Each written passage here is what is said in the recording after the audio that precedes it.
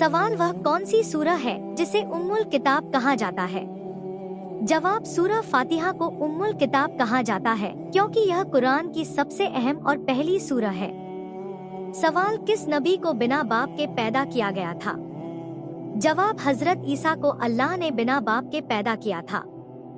सवाल, वह कौन सा अमल है जो मरने के बाद भी इंसान को सवाब पहुंचाता रहता है? जवाब, सदका ए जारिया, नेक औलाद की दुआ और इल्म जो लोगों को फायदा दे। सवाल, किस सहाबी को अमीनुल उम्मत कहा जाता है? जवाब, अबू उबादा इब्ने अल-जर्राह को अमीनुल उम्मत कहा जाता है।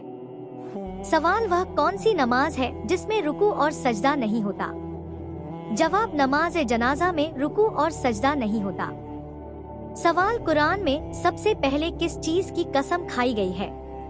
जवाब, कलम की कसम खाई गई है, नून वल कलमी। सवाल, किस नबी को जबीहुल्लाह कहा जाता है? जवाब, हजरत इस्माइल को जबीहुल्लाह कहा जाता है। सवाल, वह कौन सा महीना है जिसे अल्लाह का महीना कहा गया है? जवाब, मुहर्रम को अल्लाह का महीना कहा गया है। सवाल, वह कौन सी चीज है जो इंसान को कब्र में रोशनी देती है? जवाब, नेक अमल, कुरान की तिलावत और नमाज कब्र में रोशनी का कारण बनते हैं। सवाल, किस नबी को बहुत खूबसूरत माना जाता था? जवाब, हजरत यूसुफ अलैहिस्सलाम को बेहद खूबसूरत बनाया गया था और लोग उनकी सुंदरता देखकर हैरान रह जाते थे। सवाल, किस नबी की आवाज बहुत सुरीली थी? जवाब, हजरत दाऊद अलैहिस्सलाम की आवाज इतनी प्यारी थी कि पहाड़ और परिंदे भी उनके साथ तस्बीह पढ़ते थे।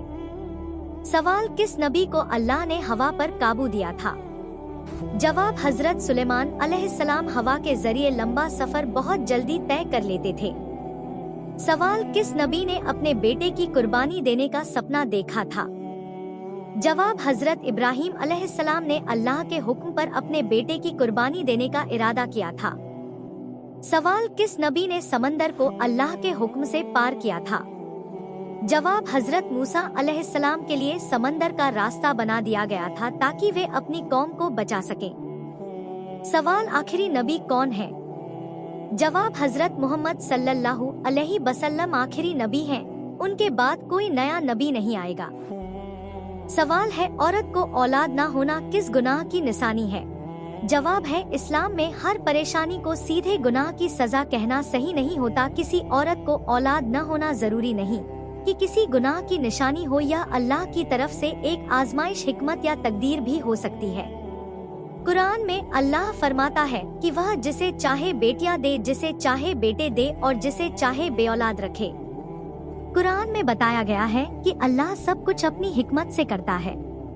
बहुत से नेक लोगों को भी लंबे समय तक औलाद नहीं हुई थी, जैसे नबी जकरिया अलैहिस्सलाम को उन्होंने सब्र और दुआ की, फिर अल्लाह ने उन्हें औलाद दी। इसलिए किसी औरत को गुनाहगार कहना गलत है। औलाद होना या न होना सिर्फ इंसान के बस में नहीं, सिर्फ दुआ, सब्र, इलाज और अल्लाह पर भरोसा रखना चाहिए।